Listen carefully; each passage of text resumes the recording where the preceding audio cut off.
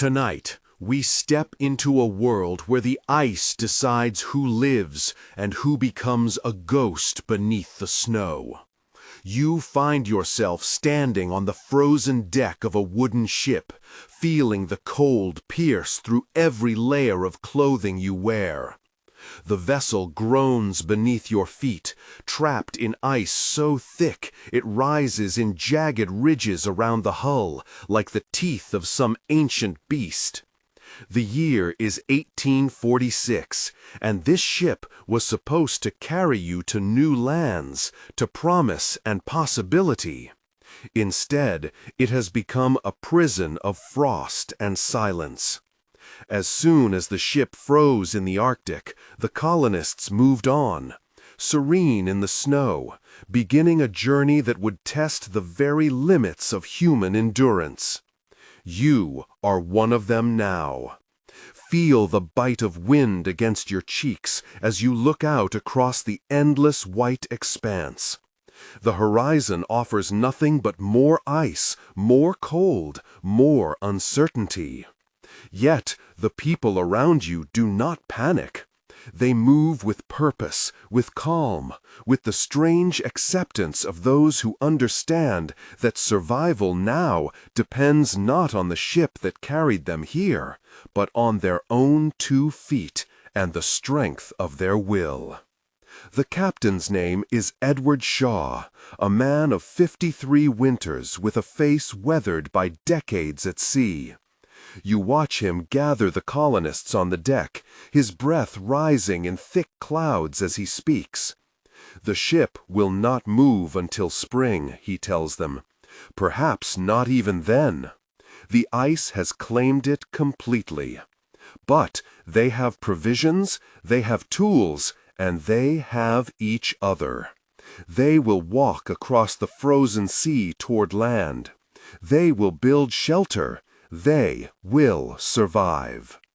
You feel the weight of his words settle over the group like a heavy blanket. 67 souls stand on this deck, families who left everything behind for the promise of new beginnings. Children cling to their mothers, men grip their wives' hands.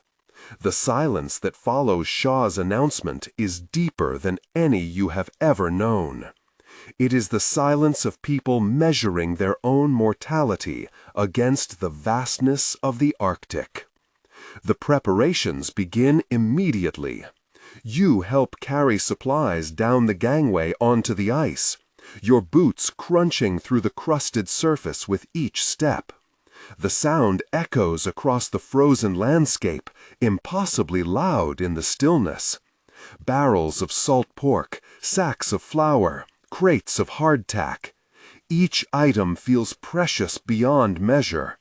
You handle them with the care you might give to gold, knowing that every pound of food represents another day of life.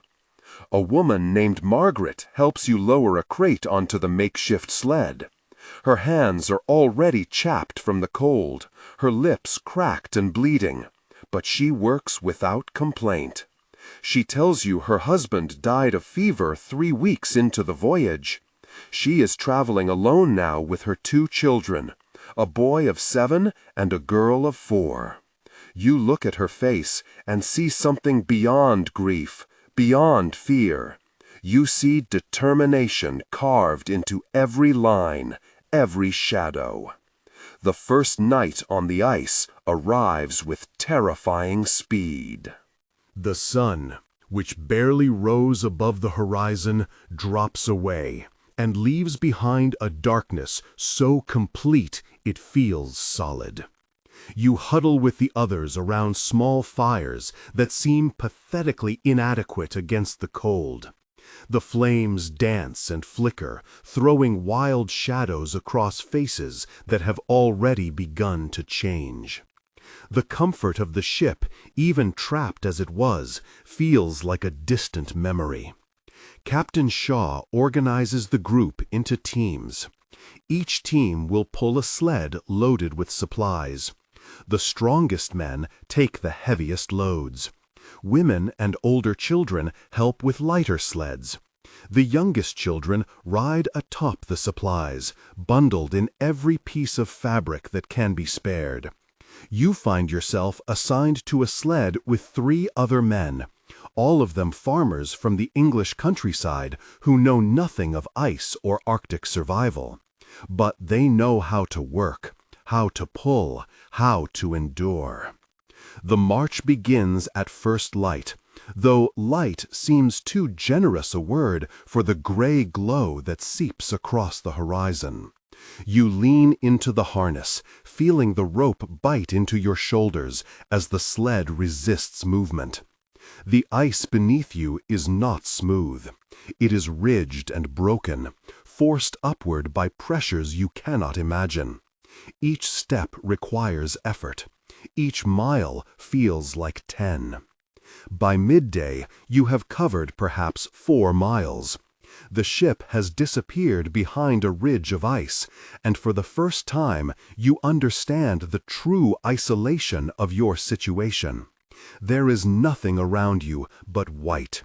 The sky and ground seem to merge into a single colorless void. Even the sound of your own breathing feels muffled, absorbed by the endless snow. A child begins to cry somewhere behind you.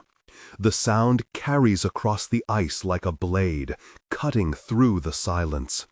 You do not turn around. You cannot afford to stop. The rhythm of the march has become everything, the only thing that keeps the cold from settling too deeply into your bones. One foot, then the other, again and again, until the motion becomes automatic. The first crisis arrives on the 3rd day. A man named Thomas, one of the farmers pulling your sled, collapses without warning. One moment he is walking, the next he is face down on the ice. You rush to him, turning him over, and see that his face has gone a terrible gray color. His breath comes in shallow gasps. His eyes do not focus on anything. Captain Shaw examines him quickly, his expression grim. The cold has taken hold of Thomas's lungs, he explains. There is nothing to do but make him comfortable. You watch as they wrap Thomas in extra blankets and place him on one of the sleds. He does not speak again. By evening, his breathing has stopped entirely. The burial is quick and brutal. The ice is too thick to dig a proper grave. They cover Thomas's body with snow and mark the spot with a piece of broken wood from one of the crates. The captain says a few words, but the wind steals most of them away. Você está com o seu peito abaixado, sentindo o frio pressar contra sua cabeça como uma vície. E você pergunta, quantos mais marcos surgirão do gelo antes deste viagem terminar? Naquela noite, os colonos se adensam mais do que antes. A morte mudou alguma coisa. O medo, que havia sido mantido à bay pela atividade da marcha, move-se livremente entre eles. Você o vê em seus olhos, na maneira como olham uns para os outros, buscando sinais de fraqueza. Você sente-o em você, um frio mais profundo do que qualquer coisa ártica pode produzir.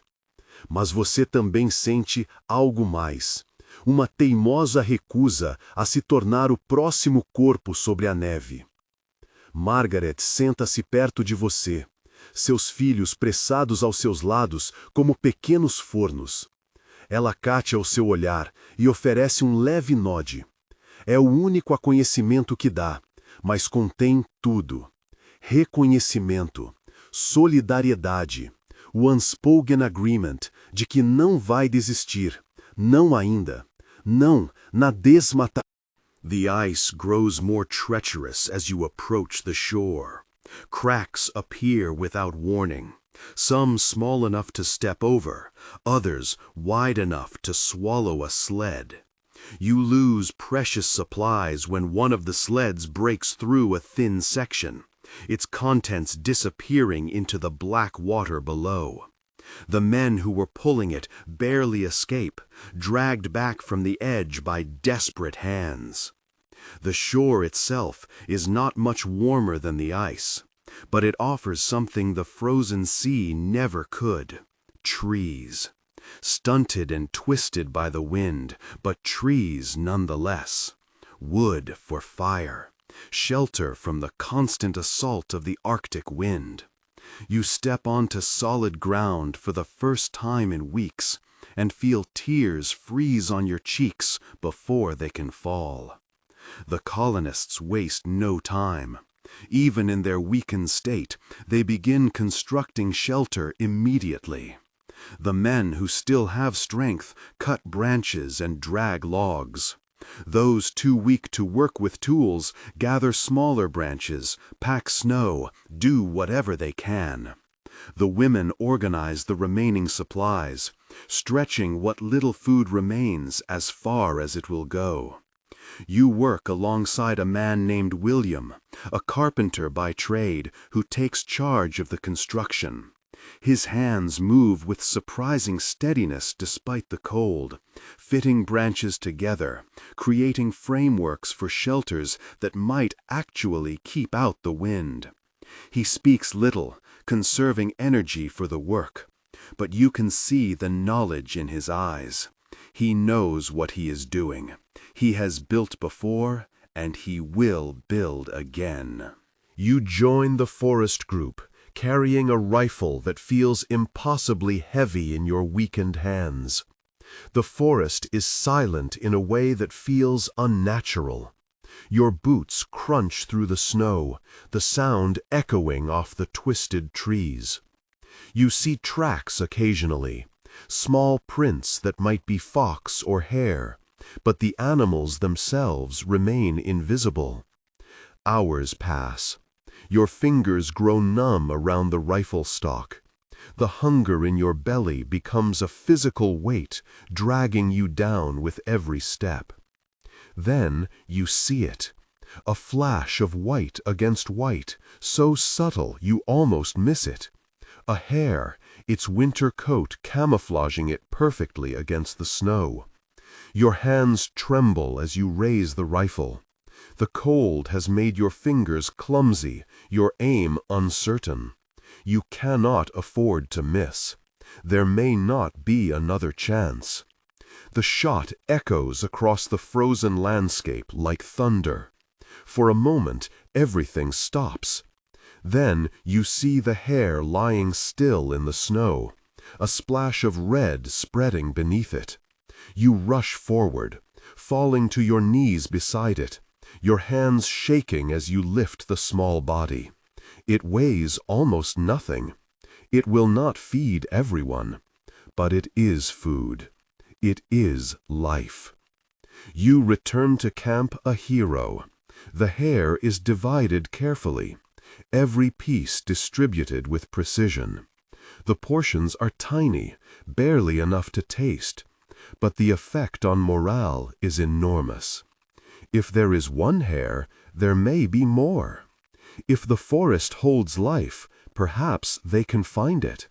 The colonists who had begun to accept death now remember how to hope. The fishing proves more successful. The men who went to the shore return with a catch of Arctic char, their hands raw from handling the cold lines, but their faces transformed by triumph. The fish are small, but there are many of them. For the first time since the rations ran out, there is something resembling a meal. You watch Emily eat her portion of fish, her small fingers picking at the flesh with careful deliberation.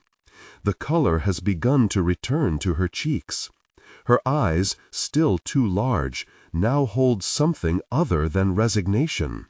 Beside her, Margaret eats nothing, quietly slipping her own portion onto her daughter's plate when she thinks no one is watching. You see this and say nothing. You understand. The rhythm of survival establishes itself over the following weeks. Hunting parties go out daily, returning with varying success. The fishermen learn the patterns of the char, the best spots along the shore, the times when the fish are most active. Food remains scarce, but it is no longer absent. The immediate threat of starvation begins to recede, replaced by the longer challenge of waiting for spring. William organizes the improvement of the shelters.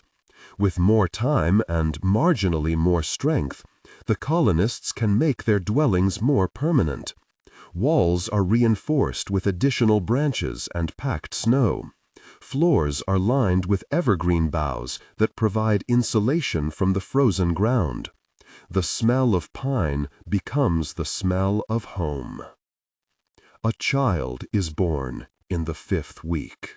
William takes charge of construction and practical matters. Margaret, who has emerged as a voice of calm and reason, helps organize the daily routines. You find yourself responsible for the hunting parties, coordinating the searches for food that remain essential to survival.